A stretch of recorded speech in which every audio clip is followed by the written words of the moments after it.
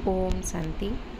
आज 8/7/24 प्रातः मुरली ओम शांति बाप दादा मधुबन। आजिर महावाक्य बाबा कहले मिठे बच्चे बाबांक भली अपकारी मानकर मध्य उपकार करने शिख, निंदुक को मध्य निजर मित्र करदियो। आजिर प्रश्न बाबांकर केउं दृष्टि स्थायी भाव में रही थाए, तुमको मध्य समस्तंक प्रति केउं दृष्टि को स्थायी करने को हेबो।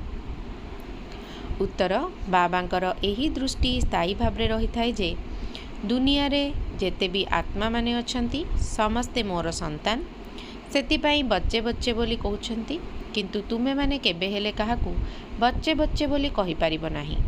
तुमको एही दृष्टि को पक्का करने को हेबो जे इए आत्मा मोर भाई अटे। भाई को देख, भाई सहित कथबार्ता कर, एहा द्वारा आत्मिक स्नेह जाग्रत रहिबो। विकारी विचार समाप्त होइजिबो। निंदा करुथुबा व्यक्ति मध्य मित्र होइजिबो। धारणा पाई मुख्य सार एही गुह्य एवं रहस्यमय ज्ञान को बुझिबा पाई बुद्धि को जोगर यात्रार आधार रे सुवर्ण पात्र करिबा को हेबो। जोग करिबारे प्रतियोगिता करिबा को हेबो। बाबांकर निर्देश अनुसार चली पाठ पढ़ा को ध्यान पूर्वक पढ़ी निज उपरे निजे ही कृपा बा आशीर्वाद करने को हेबो। निज को राजतिलक देवा को हेबो। निंदुक मानंकु निजर मित्र मने करी सेमानंकर मध्य सद्गति करने को हेबो। आजिर वरदान उपरु अर्थात परमधाम रु अवतरित होई अवतार रूपरे सेवा करुथिबा साक्षात्कार मूरत हुआ। बाबा जेपरी सेवा करिबा पई निराकारी बतन रु तळकु आसुचंती, सेहीपरि आमे माने मध्य सेवा करिबा उद्देश्य रे निराकारी बतन रु तळकु आसीछु।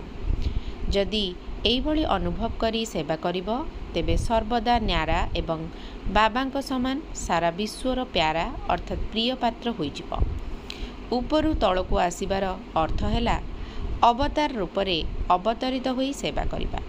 समस्ते चाहुचंती जे केही अवतार होई एठाकु आसी आमको साथी रे नै जांतु। तेणु सच्चा सच्चा अवतार तो तुमे माने ही हट, जी कि समस्त को मुक्तिधाम घर को नहीं जीव।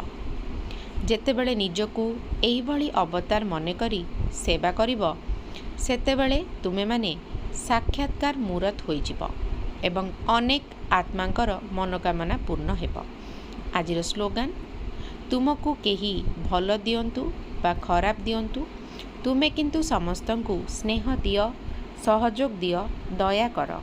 ओम शांति।